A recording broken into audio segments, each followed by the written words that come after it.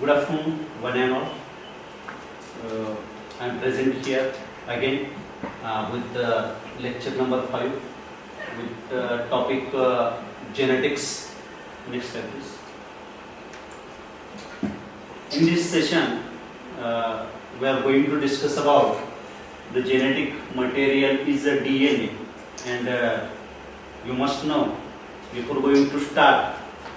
actual point. I am always revise some previous points. Okay. Yesterday we have completed some points which is related to the genetic material is the DNA with the Griffith experiments. As the part of continuation, some evidences which shows the DNA genetic material and the genetic material is a DNA. In this session, we prove how DNA is the genetic material with the help of certain experimentation which is carried out by the two scientists, Hershey and Chase scientists, and it is also called, or it is also termed as the Hershey-Chase experiment. Okay, so which point we have discussed in this lecture. So look at this board. The unequivocal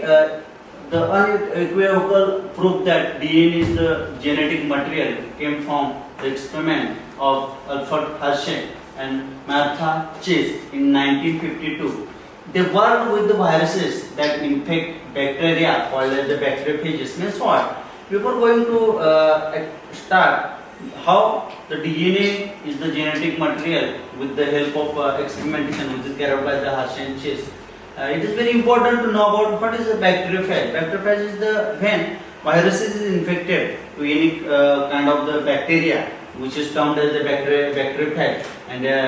this bacteriophage is always used in the biotechnology or genetic experimentation purpose. By this scientist Hershey and Chase, he used two kinds of the bacteriophages for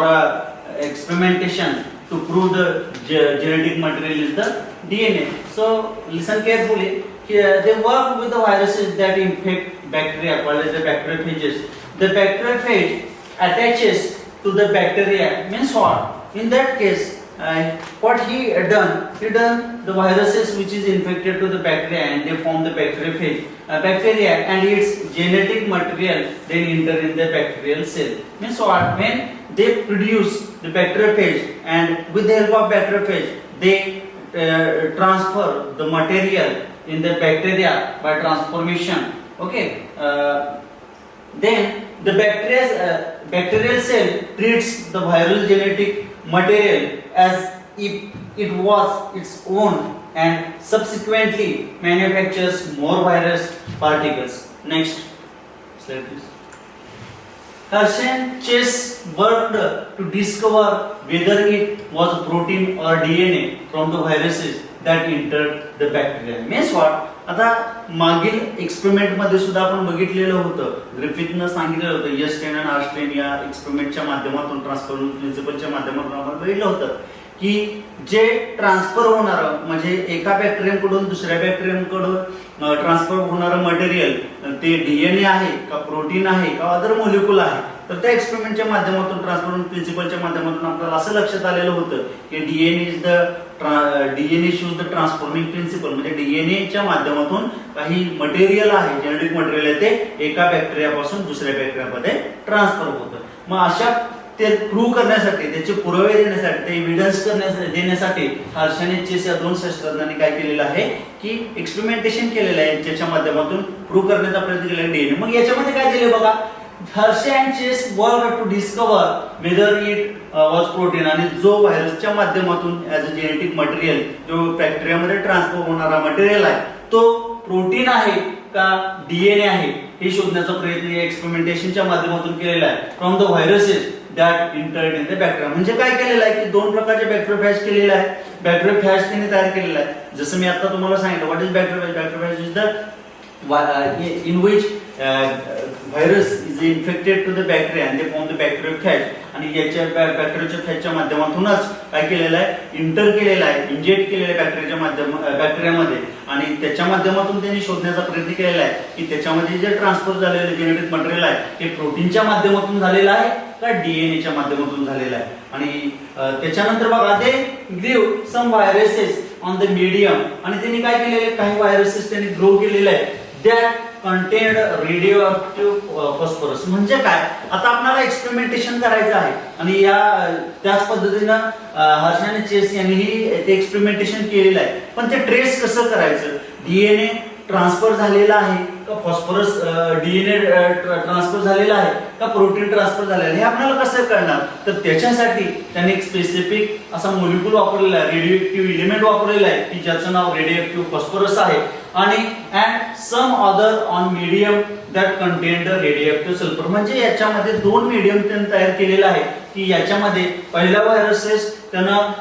radioactive phosphorus ज्याच्यामध्ये आहे त्याच्यामध्ये त्यानं grow केलं आणि दुसऱ्या medium मध्ये radioactive sulphur आहे अशामध्ये ते व्हायरसेस काय केलेले आहेत ग्रो केलेले आहेत देन ही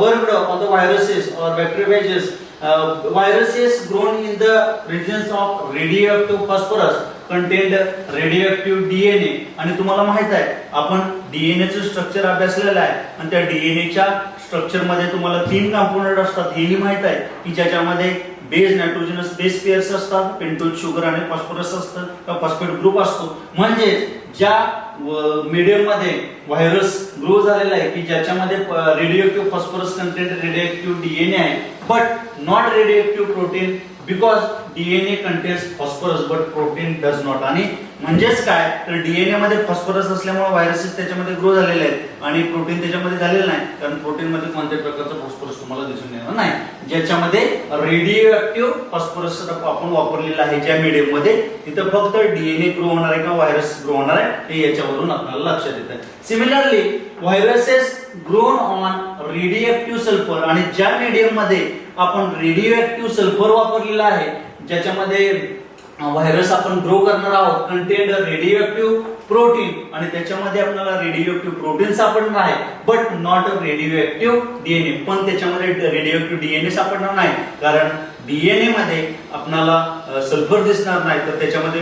फॉस्फरस असणार आहे म्हणून DNA because DNA does not contain the sulphur म्हणजे डीएनए मध्ये कोणत्या प्रकारचं सल्फर याच्यामध्ये तुम्हाला दिसून येणार नाही नेक्स्ट प्लीज रेडिओएक्टिव्ह फेजेस म्हणजे radioactive bacteriophages were allowed to attach of Escherichia coli bacteria म्हणजेच काय तर एक्सपेरिमेंटेशन आपल्याला करायचंय की ज्याच्यामध्ये दोन मीडियमच्या माध्यमातून बॅक्टेरियोफेज केलेले आहेत एक रेडिओएक्टिव्ह फॉस्फरस मध्ये आपण ग्रो केलेला आहे दुसरा रेडिओएक्टिव्ह सल्फर मध्ये केलेला आहे रेडिओएक्टिव्ह फॉस्फरस मध्ये ग्रो होणाऱ्यामध्ये डीएनए तुम्हाला दिसणार आहे आणि रेडिओएक्टिव्ह सल्फर मध्ये ग्रो होणाऱ्या तुम्हाला प्रोटीन दिसणार आहे हे दोन फॉर्म्स आपल्याला मिळाले आता आपल्याला काय करायचं आहे तर त्याचं इन्सर्शन करायचं किंवा त्याचं इंजेक्शन करायचं आहे आणि ते इंजेक्शन कशामध्ये करायचं आहे की जो इसर्शिया कोलाई आहे आणि जो बॅक्टेरिया आहे त्या बॅक्टेरियामध्ये आपल्याला त्याचं काय करायचं इंजेक्शन करायचं आहे किंवा त्याच्यामध्ये एंटर करायचं आहे आणि आपल्याला हे पाहायचं आहे की ऍक्च्युअल जेनेटिक मटेरियल आहे ते डीएनए च्या माध्यमातून पास होत आहे का प्रोटीनच्या माध्यमातून पास होत आहे Escherichia coli bacteria then as the infection आणि याच्यामध्ये तीन प्रक्रिया आहेत तीन फेजेस मध्ये हा एक्सपेरिमेंटेशन केलंय की ज्याच्यामध्ये इन्फेक्शन आहे ब्लेंडिंग आणि सेंट्रीफ्युगेशन या तीन प्रोसेसच्या माध्यमातून हा एक्सपेरिमेंट कंप्लीट होणार आणि त्याच्या माध्यमातून आपल्याला रिझल्ट जो येणार आहे तो आपण पाहणार आहोत मग याच्यामध्ये पहिल्यांदा बघा काय केलेलं आहे रेडिओएक्टिव्ह फेजेस म्हणजे बॅक्टेरियोफेजेस आहेत ज्याच्यामध्ये व्हायरस इन्फेक्टेड केलेल्या बॅक्टेरियाला ज्याच्यामध्ये रेडिओएक्टिव्ह फॉस्फरस आहे एकामध्ये आणि एकामध्ये रेडिओएक्टिव्ह सल्फर आहे तर ते काय केलेलं आहे नेक्स्ट फेज मध्ये काय केलेलं आहे radioactive phages were allowed to attach to the Escherichia coli bacteria Escherichia coli bacteria मध्ये ते काय केलेलं आहे इंटर केलेलं आहे अटॅच केलेलं आहे then as the infection प्रोसेडेड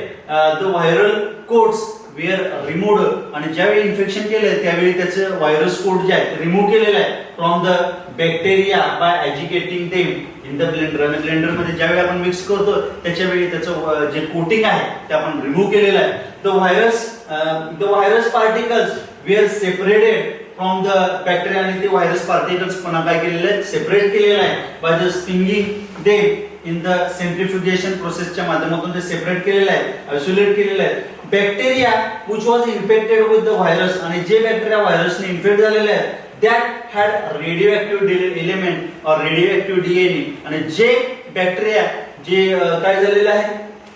infected झालेले आहेत व्हायरसेस आणि त्याच्यामध्ये काय आहे डीएनए म्हणजेच काय तर डीएनए वे रेडिओ इंडिकेटिंग आणि या एक्सपेरिमेंटच्या माध्यमातून आपल्याला लक्षात येते की ज्या बॅक्टेरियाला इन्फेक्शन झालेलं आहे त्याच्यामध्ये डीएनए आहे कारण त्याच्यामध्ये आपण रेडिओ एलिमेंट टाकलेला आहे तो फॉस्फरस आहे आणि याच्यावरूनच इन्फेक्शन या बॅक्टेरियाला झालेलं आहे याच्यावरूनच आपल्याला लक्षात येतं की which proved that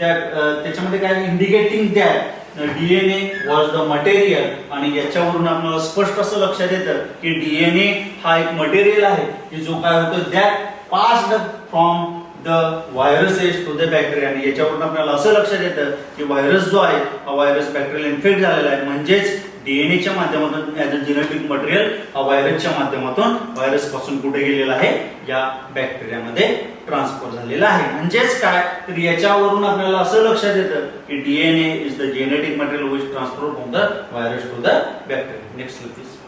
The bacteria that were infected with the viruses आणि ज्यावेळी बॅक्टेरिया व्हायरसला इन्फेक्ट झाला viruses that had radioactive proteins were not radioactive. This indicates that proteins did not enter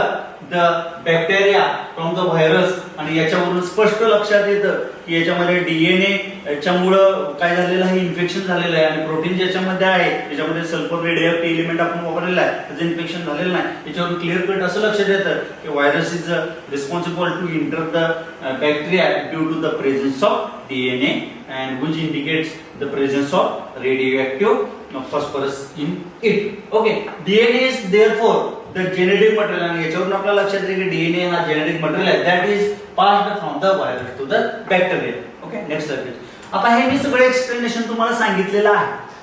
We have completed the explanation which prove that or which evident that the DNA is the genetic material, not a protein. Okay, so which this diagram itself describe all the explanation which is related which prove the DNA is the genetic material. आता याच्यामध्ये बघायचं आहे जसं मी तुम्हाला सांगितलं what is आता हे जे सायंटिस्ट आहेत या सायंटिस्टने काय केलेलं आहे की दोन बॅक्टेरिया फॅज तयार केलेले आहेत याच्यामध्ये तुम्ही बघितलं तर हे तुम्हाला bacteria when virus is infected to the bacteria which form the bacterial phage इथं तुम्हाला दोन बॅक्टेरियल फॅज इथं दिसणार आहेत दोन मीडियम मध्ये ग्रो केलेले आहेत आणि याच्यामध्ये हे जे तुम्हाला दिसते प्रोटीन कोट आहे आणि याच्यामध्ये जेनेटिक मटेरियल डीएनए आणि हे दोन बॅक्टेरियल फॅज आहेत आणि याच्यामध्ये मग डिफरन्स काय तर याच्यामध्ये एका बॅक्टेरियल फॅज मध्ये रेडिओएक्टिव्ह सल्फर दिलेला आहे ज्याच्यामध्ये प्रोटीन कॅप्सूल तुम्हाला दिसणार आहे आउटर मोस्ट लेअर जे आहे आउटर मोस्ट कव्हरिंग आहे ते प्रोटीन तयार झालेले आहे आणि याच्यामध्ये रेडिओएक्टिव्ह सल्फर आपण काय केलेलं आहे याच्यामध्ये इंट्रोड्यूस केलेला आहे which shows that the presence of protein and another bacterial phage which contain the radioactive phosphorus labeled DNA आणि हा काय दाखवतो डीएनए म्हणजेच काय तर याच्यामध्ये दोन मीडियम आहेत की ज्याच्यामध्ये प्रोटीन आहे आणि एकामध्ये डीएनए आहे. आता डीएनए आणि याच्यामध्ये आपण कसं म्हणू शकतो की या बॅक्टेरियल फॅज मध्ये डीएनए आणि या बॅक्टेरियल फॅज मध्ये प्रोटीन आहे तर याच्यामध्ये सल्फर रेडिओएक्टिव्ह सल्फर आहे म्हणून आपण याला प्रोटीन म्हणायचं आहे आणि याच्यामध्ये रेडिओएक्टिव्ह फॉस्फरस आहे म्हणून याला आपण डीएनए म्हणायचं. आता याच्यामध्ये काय केलेलं आहे हर्शे आणि चेस या दोन सायंटिस्टने काय केलेलं आहे तर याच्यामध्ये हा बॅक्टेरियल फॅज बॅक्टेरियामध्ये इन्सर्ट केलेला आहे ज्या पद्धतीने मी तुम्हाला मग सांगितलं की याच्यामध्ये 3 स्टेप्स असतात की ज्याच्यामध्ये पहिली आहे इन्फेक्शन दुसरं आहे ब्लेंडिंग आणि तिसरं आहे सेंट्रिफ्युगेशन की याच्यामध्ये आपल्या जे बॅक्टेरियल फॅज आहे याचं काय केलेलं आहे इन्फेक्शन केलेलं आहे इंजेक्शन केलेलं आहे इन्सर्शन केलेलं आहे इंटर केलेलं आहे की इसर्शिया कोलाई बॅक्टेरियामध्ये हाही बॅक्टेरियम याच्यामध्ये इंट्रोड्यूस केलेला आहे इंटर केलेला आहे हाही बॅक्टेरियम याच्यामध्ये इंट्रोड्यूस केलेला आहे. त्याच्यानंतर काय केलेलं आहे बघा तर याच्यामध्ये तुम्हाला नेक्स्ट स्टेज दिसते याच्यामध्ये ज्यामध्ये प्रोटीन आहे या प्रोटीन मधील जे प्रोटीन कोट आहे रिमूव्ह झालेला आहे आणि याच्यामध्ये जे जेनेटिक मटेरियल आहे जेनेटिक मटेरियल डीएनएच्या माध्यमातून इथं गेलेले इसर्शिया कोलायमध्ये इंट्रोड्यूस झालेलं आहे म्हणजे याच्यामध्ये या व्हायरसचं इन्फेक्शन झालेलं तुम्हाला दिसून येतं. त्याच्यानंतर या ब्लेंडिंग प्रोसेस मध्ये मिक्सिंग झालेलं आहे याच्यामध्ये नेक्स्ट स्लाइड मध्ये बघितलं की ज्यावेळी आपण याचे काय केलं सेंट्रिफ्युगेशन केलेलं आहे सेपरेशन केलेलं आहे या सेपरेशनच्या माध्यमातून आपल्याला लक्षात आलेलं आहे की no radio active sulphur is detected in the cell मध्ये तुम्हाला कोणत्याही प्रकारचा जो आपण रेडिओ ऍक्टिव्ह सल्फर टाकलेला आहे की जो प्रोटीन प्रेझेन्स आहे हे दाखवण्यासाठी काम करणार आहे, तो तुम्हाला सेल मध्ये दिसणार नाही. म्हणजे प्रोटीनचे इन्फेक्शन, प्रोटीन याच्यामध्ये तुम्हाला सेलमध्ये दिसत नाही. आणि जो काही रेडिओ ऍक्टिव्ह सल्फर आहे तो सुपरनंट किंवा डिटेक्टेड इन सुपरनंट मध्ये म्हणजे तो वेगळा झालेला आहे. हा सेलमध्ये त्याचा कोणत्याही प्रकारचा प्रेझेन्स तुम्हाला दिसत नाही. याचा अर्थ की जो बॅक्टेरियोफॅज आहे, बॅक्टेरियोफॅजच्या माध्यमातून कोणत्याही प्रकारचं सल्फरचं म्हणजे प्रोटीनचं याच्यामध्ये काय झालेलं नाही, मिक्सिंग झालेलं नाही किंवा याच्यामध्ये इंट्रोड्यूस झालेलं नाही. हा, तर दुसऱ्या केसमध्ये जर आपण बघितलं तर याच्यामध्ये बॅक्टेरियोफेज जो रेडिओ ऍक्टिव्ह फॉस्फरस जो डीएनए मध्ये प्रेझेंट आहे, हा रेडिओ ऍक्टिव्ह केलेला आहे, याचं इन्फेक्शन केलेलं आहे. इन्फेक्शन केल्यानंतर ब्लेंडिंग केलेलं आहे आणि ब्लेंडिंग केल्यानंतर ज्यावेळी आपण सेलमध्ये बघितलं, ज्यावेळी व्हायरस इंजेक्ट झालेला आहे किंवा व्हायरस ज्यावेळी बॅक्टेरियामध्ये इंट्रोड्यूस झालेला आहे आणि तो आपण कशावरून लक्षात घेऊ शकतो, कारण याच्यामध्ये तुम्हाला या लाईव्ह बॅक्टेरियामध्ये तुम्हाला रेडिओ ऍक्टिव्ह फॉस्फरस दिसतोय, म्हणजेच डिटेक्टेड इन द सेल, म्हणजेच याच्यामध्ये मटेरियल ट्रान्सफॉर्म झालेला आहे, याच्यामध्ये मटेरियल इंट्रोड्यूस झालेला आहे या लिव्हिंग सेलमध्ये, बॅक्टेरियामध्ये. म्हणजेच डीएनए काय करू शकतो की जेनेटिक मटेरियल आहे आणि हा एका ऑर्गॅनिझम कडून दुसऱ्या ऑर्गॅनिझम मध्ये इंट्रोड्यूस होतो हे आपल्याला क्लिअर कट लक्षात येतं. आणि हा जर या बॅक्टेरियापेक्षा वेगळा असता तर तो सुपरनंट मध्ये दिसला असता, पण या केसमध्ये तुम्हाला no radio active phosphorus is detected in supernatant. Means what, या एक्सपेरिमेंट वरून आपल्याला असं लक्षात येतं आणि या सायंटिस्टनी प्रूव्ह केलेलं आहे. काय प्रूव्ह केलेलं आहे की DNA is the genetic material. Okay, तर या एक्सपेरिमेंटच्या माध्यमातून तुम्हाला लक्षात आलं असेल की याच्यामध्ये आर्सेन्चेस जे आहेत ते दोन सायंटिस्टनी या एक्सपेरिमेंटेशन साठी बॅक्टेरियोफेज वापरलेला आहे. त्याचबरोबर रेडिओ ऍक्टिव्ह एलिमेंट्स काही वापरलेले आहेत की ज्याच्यामध्ये प्रोटीनसाठी रेडिओ ऍक्टिव्ह सल्फर वापरलेला आहे आणि डीएनए साठी रेडिओ ऍक्टिव्ह काय वापरलेला आहे, फॉस्फरस वापरलेला आहे. त्याचबरोबर त्याचं इन्सर्शन एका विशिष्ट अशा बॅक्टेरियामध्ये केलेलं आहे. त्या बॅक्टेरियाचं नाव काय आहे, इन्सर्शन कॉलम. आणि त्याच्यानंतर 3 स्टेजेसच्या माध्यमातून तो डीएनए जेनेटिक मटेरियल कसं आहे आणि तोच एका ऑर्गॅनिझम कडून दुसऱ्या ऑर्गॅनिझम, एका पार्ट कडून दुसऱ्या पार्ट कडे कसा ट्रान्सफर होतो हे एक्सपेरिमेंटच्या माध्यमातून दाखवलेलं आहे, ज्याला आपण हार्सेनचेस एक्सपेरिमेंट असं म्हणतो. आणि जो डीएनए हा जेनेटिक मटेरियल हा प्रूव्ह करतो. त्या 3 स्टेप्स तुम्हाला मी आता सांगितलेलं आहे, इन्फेक्शन, दुसरं ब्लेंडिंग आणि तिसरं सेंट्रिफ्युगेशन. ओके, आता हे जे 2 एक्सपेरिमेंटेशन आपण बघितले की ज्याच्यामध्ये ट्रान्सफॉर्मिंग प्रिन्सिपल ग्रिफिथच्या माध्यमातून बघितलं आणि दुसरा हार्सेचेस एक्सपेरिमेंट आहे की ज्याच्यामध्ये डीएनए जेनेटिक मटेरियल हा एक एव्हिडन्स म्हणून आपण सादर करतो, त्याच्यावरून आपल्याला लक्षात येतं. तर याच्यावरून जेनेटिक मटेरियलचे काही सायलेंट फीचर्स किंवा काही कॅरेक्टरिस्टिक्स दिलेले आहेत, हे कॅरेक्टरिस्टिक्स आपण पुढच्या लेक्चरमध्ये बघूया. तर याबद्दल तुम्हाला सगळी माहिती मिळाली असेल अशी अपेक्षा करतो आणि नेक्स्ट लेक्चरमध्ये आपण बघूया. तर याच्यामध्ये लेक्चर तुम्ही व्यवस्थित ऐकल्याबद्दल धन्यवाद. थँक्यू.